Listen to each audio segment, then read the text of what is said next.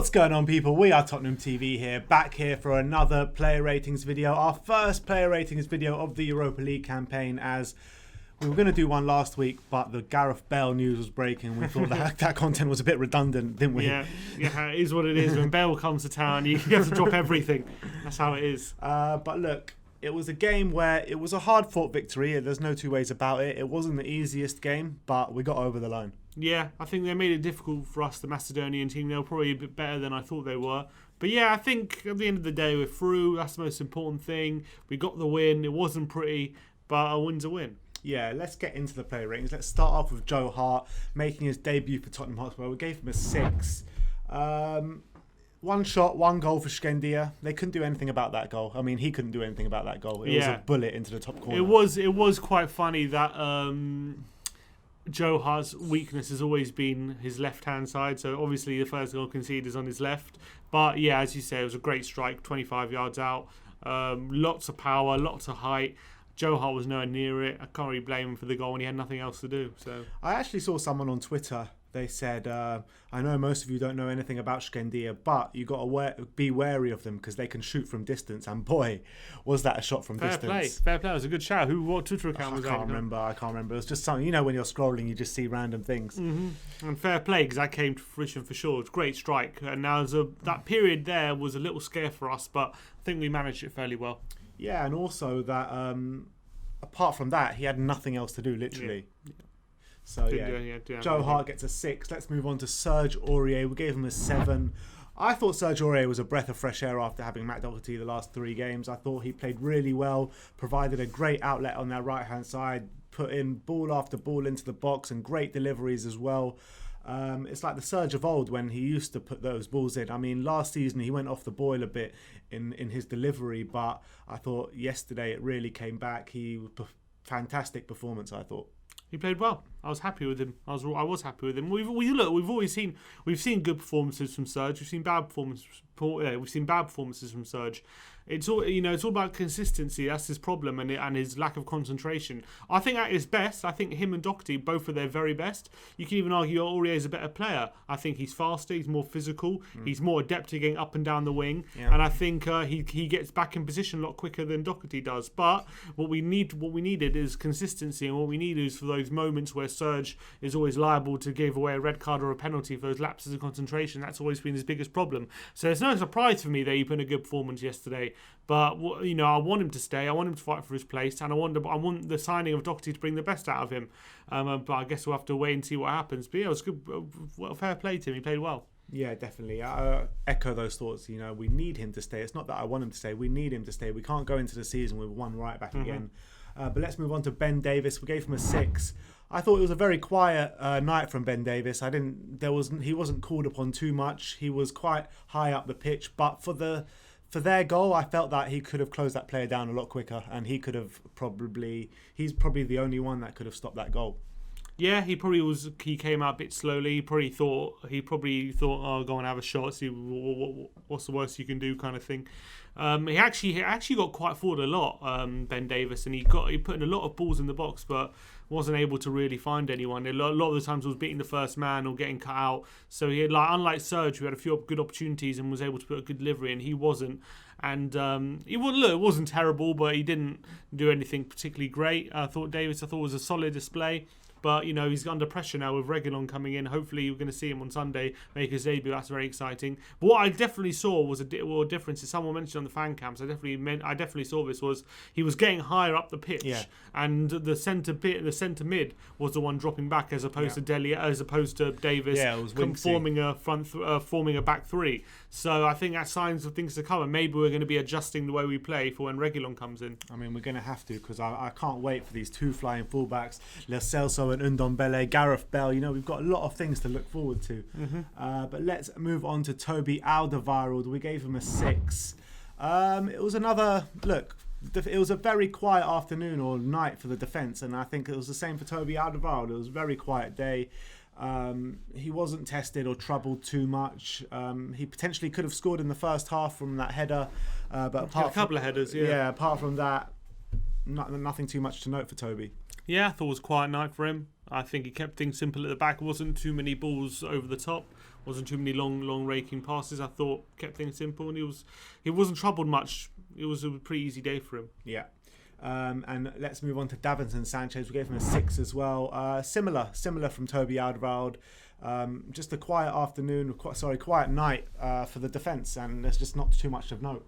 Yeah, I agree with that. Sanchez did his defending what he needed to do. Exactly. Wasn't caught out. It was pretty simple. Sanchez and Toby did what was asked of them. Yeah, and that was it. Mm-hmm. Harry Winks, we gave him a 5. I just feel like Harry Winks slows down our play way too often. He's got to be doing a lot better, especially against opposition like this. He was doing the defensive work and coming back into the back three, like you mentioned before, with Davis pushing on the left-hand side. But I feel to start off the attacks and to start off moves, he needs to be moving the ball a lot quicker. I agree. I like him, but you say he slowed down the attacks, but it's just frustrating because that's not his game. His game is to get the ball down quickly, crisp passing into forward players and get the ball moving quicker, and so that the opposition defence is out of position.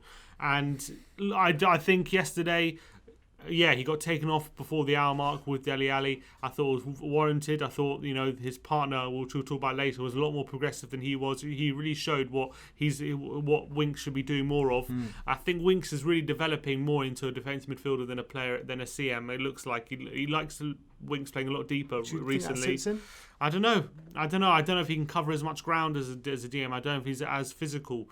That's my worry for Winks. I think technically, he has good attributes, but I think physically, he needs to be next to someone who's able to help him out in that department, able to bully other central midfielders. Well, and stuff like that. They were trying to do that with Winks and Højbjerg, because Højbjerg is supposed to be that bully in the middle of the park, but that doesn't work.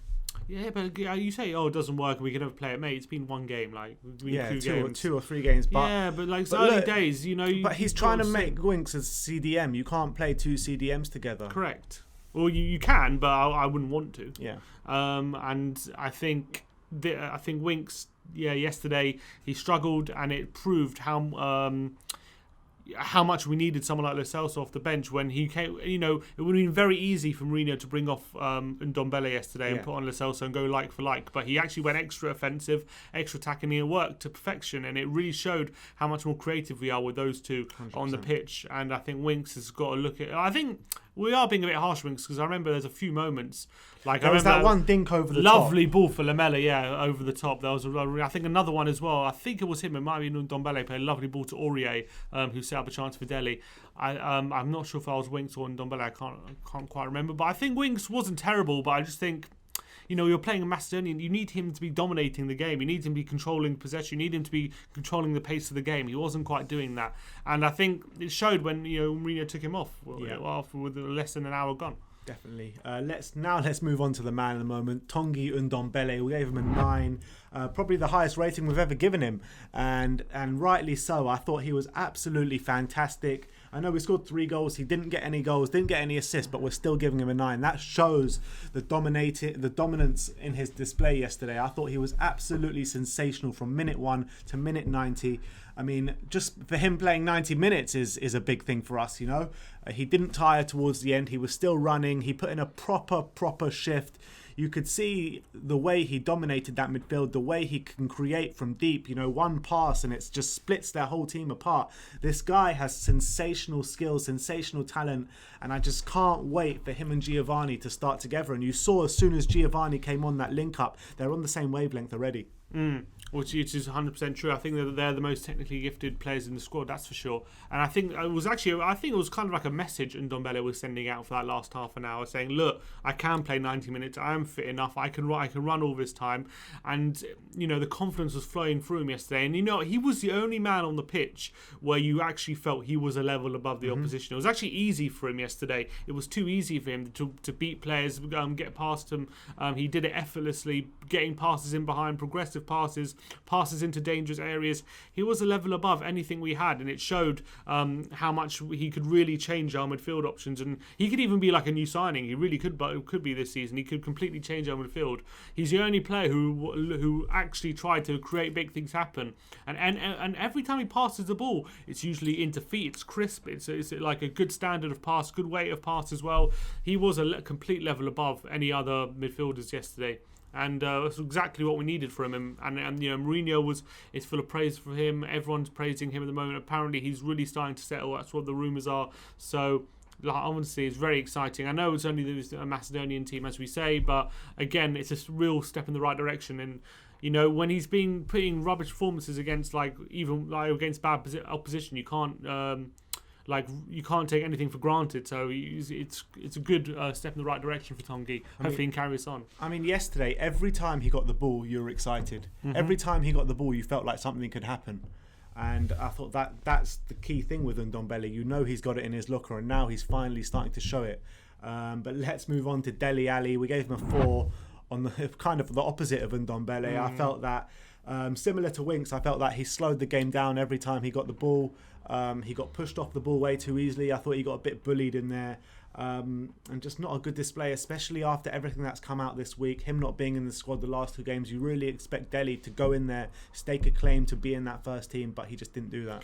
I agree with that. I completely agree with that. I do think that everyone piling on Ndombele isn't helping at the moment, because I think everyone's You've got to call it how it is. I agree with you. However, I do think everyone was always going to be laser focused on him for this game because of everything that's happening, and rightly so, because obviously there's talk of him leaving, and there was a big opportunity for him to stake a claim for the first team, and he really didn't do that, to be honest. You know, as we were saying, Ndombele found it too easy. That's what you expect of Dele Alli, who expects to be, who prides himself on being one of the up and coming players, young players in Europe, who probably sees himself as one of the best attacking midfielders in Europe. He's got to show it. And yesterday, again, he was sloppy. Again, he was way too easily dispossessed by these Macedonian players. Again, the same problems. His first touch wasn't great. He had a good chance in the first half to get him himself on the score sheet. He fluffed his lines. It was again a very poor display. He wasn't creative as other midfielders like Lo Celso, who came on, and Ndombele were. He wasn't on their wavelength. So it wasn't a good display, and you know, all shows because Mourinho hauled him off after an hour, and he really didn't show much. But I think the criticism is right. I think everyone piling on probably isn't helping, but I think you're right. It is what it is. He didn't play well. He needed to play well because of all the talk at the moment. Hopefully, it looks like he's going to be staying now, so hopefully he can pick up his performances from somewhere. Hopefully Jose can somehow find that motivation from him. Apparently Jose kept banging on at him throughout the game yesterday, which we didn't really get to hear because we were doing the watch along, but apparently if you hear the commentary, he was very vocal about Dele, saying, come on, concentrate Dele, get in press, you need to concentrate. So that's a bit of a worry for him. Hopefully he can regain his form, but yesterday again was bad performance. Yeah. Let's move on to Eric Lamela. We gave him a 7. The Europa League King strikes again. Opened the scoring with inside 4 minutes. I thought he started the game really well, obviously, after opening the scoring, but I felt he was always providing that option, that energy up front. He should have got more goals, to be fair. Really should have got more goals. There was that dink over the top we spoke about with Winks before, where he could have just volleyed that straight in or even taken it down and slotted it in, but he just miscontrolled it or something. He had another chance as well, which he should have really put away, so he could have had a hat-trick last night. I felt that with the header. Yeah, I felt that he started really well and then kind of drifted out of the game. But look, a good display all in all from Lamela. Yeah, we know what you're getting from Lamela. You always know in these kind of games he usually plays well and he usually contributes. He got a nice goal early doors. I thought he played all right. He showed aggression. He played on the right hand side as opposed to down the centre. I thought he did all right, and no complaints. But again, it's hard to get too excited by these kind of performances because you expect it from Lamela. We see this in against easy European opposition. Then we'll play Newcastle next on Sunday, and he'll start and he'll be wank. It's just how it is with Lamela. So fair play. Hopefully he's going to get a lot of game time in the group stages, I imagine. Let's hope so. But, maybe he can be Europa League top goal scorer this year. Exactly. So yeah, fair play to him. Look, we need, I guess we need that because we need players to be playing at this level and playing well and contributing. But you can't get too excited about it. Yeah, let's move on to Stevie B. Steven Bergwijn. We gave him a 5. Stevie, unfortunately, I don't really want to say this, but he's got to be doing a lot better. I mean, this season, I think I said it to you during the watch-along, it's like a carbon copy every single game he plays now, especially this season, last season aside. But look, I think he started the game well, similar to Lamela, but I felt like he drifted horribly in this game. And probably from the halfway into the first half, nothing of note from him. Yeah, he was completely anonymous, and he actually went off as well fairly early. I think just after the Lamela, just after Dele and Winks went off, about a couple of minutes after Lucas came on for him. He actually started off with intent. Look, he started off well. He was playing on that left-hand side. He didn't create too much. He was cutting inside, but wasn't getting enough shots off. Wasn't getting involved in enough of the passing moves. Against this kind of opposition, you expect him to really give their fullback a tough time, really make it a nightmare for him, and they did. I know this team playing in a low block, it's probably not that they're not going to make it easy for him, but he's got to show. Similar to Plovdiv as well. That's what we gave excuses for. Why I know, but when Plovdiv. you're a player of Bergwijn's quality, Dutch international, starts for your has a lot of games for your country, wants to be a Champions League player. You play for Tottenham Hotspur. You've got to be giving a lot more than that. And I think maybe hopefully we put it down to pre-season or whatever. It's still very early in the season. Maybe he has to get going a bit. He hasn't quite got going yet so far this season. He's in his starts at Plovdiv. He wasn't terrible at Plovdiv, but he drifted a lot, and I think he was worse in this game than he was in Plovdiv.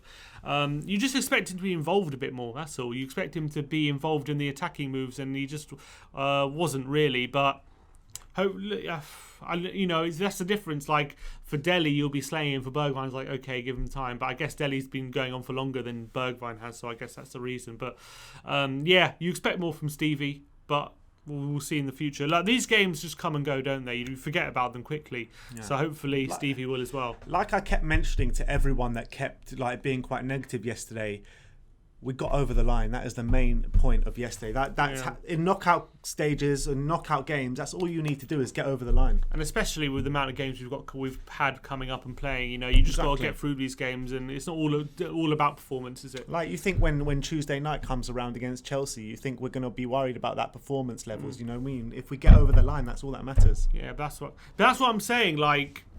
We give Stevie a pass, but Dele we're not giving a pass. But I guess it's two different situations. Stevie's still a new signing, let's be honest. New signing, yeah.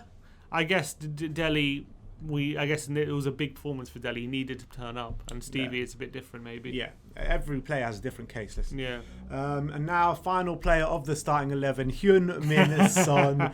We give him an 8. Everyone, just calm down. He's got an 8. All right, we're recognising his contributions to the team. Look, in the instant match reaction, me personally, I said he didn't contribute anything apart from the goal. I was completely wrong. He got 2 assists, he got a goal, and he was probably our most dangerous threat throughout the 90 minutes going forward. There was a bit of moments where he was a bit anonymous, but on a whole, he was our best attacking player on the pitch. Ndombele was always looking to find him. And like I said, he scored 1, got 2 assists.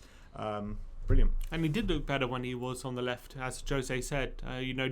For a Jose team, he's not the kind of profile striker he likes, and I think it showed a bit. I know even under Jose, when he's played up front, he still scored quite a few goals, but he's never quite put in great performances up front. He's always kind of gets goals though. He gets goals from moments and stuff, like for example against Villa, a mistake in the last minute, he runs through and scores, and he scored a penalty and stuff like that. But it's not like he's putting in dominant performances or anything up front. I think he is probably more at home on the left-hand side. The only problem I find on the left-hand side under Jose, he can sometimes be a bit invisible because he's tracking back all the time and doesn't always in the areas where he can hurt him. But I think yesterday, as soon as he moved over to the left-hand side, scored a goal pretty much from the left kind of area, and he got a really good assist as well. That left-footed cross to Kane was pinpoint on the money.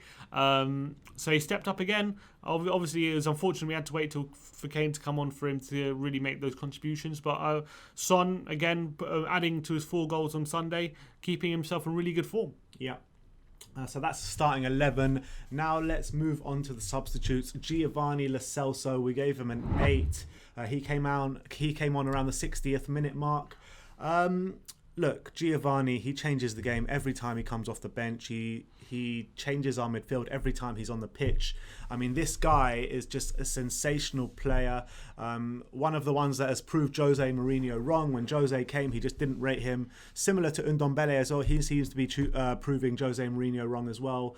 The way he just gets that ball in the middle of the park and just make things happen is just sensational. And his link up with Ndombele as well in the middle of the park is something all of you need to be very excited about, because these two in the middle with someone sitting behind them is such a prospect. I cannot wait to see it week in, week out. I think it will tear Premier League midfields apart. And yeah, just I'm in love with Giovanni Lo Celso. Yeah, again, comes on, makes a contribution yet again. He's just a touch of class. He's definitely our best midfield player in the squad, no doubt about it. And as you say, the prospect of him and Ndombele with a defensive midfielder, if it's going to be Højbjerg, will have to remains to be seen, is really, really exciting. And I think the fact that Jose kind of has been changing the way we play a bit, has been having a midfielder drop a bit deeper, maybe signals that we are going to be starting to play that way. And if we are, that's really could be a real good step in the right direction. Also, I feel like with Ndombele, Lo Celso, with a defensive midfielder behind them, I don't think they're slouches either in Ndombele, Lo Celso. So they're not going to be overrun. They may be overrun if they're in a 2, but if you put them in a 3, I think they have the legs and the energy to really put themselves about and not tired too much. Gio always puts himself about. Even in a 2, he was fine. So put him in a 3, he'll be absolutely fine. Gio's energy levels are insane. Exactly. So I think that's a really exciting prospect. And again, Lo Celso came on, and it's slightly worrying. We kind of needed him to come on. That's a bit worrying, but it was good. Again, he came on and killed the game for us. Harry Kane, who gave him a 7, also came on a similar mark to Lo Celso. He came on, stamped his authority on the game straight away. I thought he was trying to, try those similar balls that he tried against Southampton, finding, was it Sonny in behind. Didn't really work, but I thought, came on, scored the goal, stamped the authority on the game, and him and Lo Celso won us that game pretty much.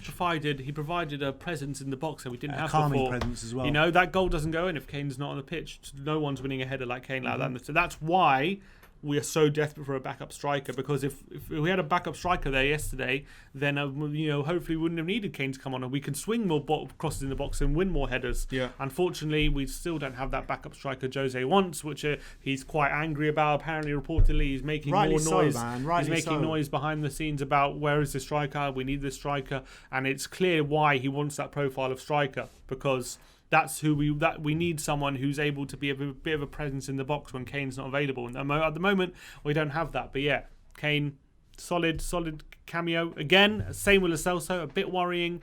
We needed him to come on to win the game, to kill the game for us, as opposed to winning it without him. But at least we have him available. Yeah. Let's move on to Lucas Mora, the last of the substitutes. We gave him a 7. I thought it was a good display from Lucas. He provided a lot of energy when he came on, running at the defence, winning the ball back a few times as well. I thought it was just a very good display from Lucas, but nothing too much of note. Yeah, he was involved in the second goal, forcing a save from the keeper, which fell to Son, and we end up scoring, putting us 2-1 up. I thought solid cameo from him. I think he probably did more than Bergwijn in his half an hour. But I know you could argue, even for substitutes, maybe it's a bit easier because they got fresh legs coming against tiring fullbacks. I'd say so. But he did do more than Bergwijn did for the hour he was on. So you got to give credit to Lucas there, because we slated him last game hard, which is fair enough because he was awful. But he did good credit contribution. Where credit's due. Yeah, good contribution when he came on. I want to see more competition between these wingers, because they're all up for grabs now. These positions with Son and Bell, they're taking the wing positions. They need to be impressing every opportunity they can if they're going to start getting first team minutes. So it's imperative that they all start contributing going forward. Yeah, definitely. So that is our player ratings. Just a quick word on Jose Mourinho. How do you feel we set up first of all, and the changes were spot on, weren't they, from Jose? Yeah, they won us the game exactly, just like last game. I look, in terms of starting lineup, I can't complain too much, because I think he's got to change it up. He can't play the same players every game with all the games we've got coming up. The starting lineup and the tactics implemented should have won us that game. They should have, and I don't think he's too much to blame. As you say, we took the lead 5 minutes in, and then we kind of went on holiday for 40 minutes, just chilling, allowing Macedonia to kind of play about a bit and open up the space. We conceded a goal. You can call it sloppy or whatnot, but it was a quality strike. But we gave them way too much space, way too much time on the ball. That shouldn't have happened. That was a bit complacent, but again, changed it up as soon as we conceded, won us the game, and that was that.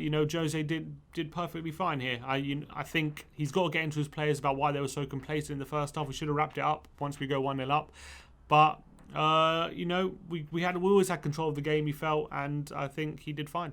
All right, so there you have it. That is our player ratings for the Shkëndija match. 3-1 to Tottenham Hotspur. We play Maccabi Haifa next Thursday at the Tottenham Hotspur Stadium to make it into the group stage of the Europa League. Finally, it's been a long, hard slog, these Europa League qualifiers.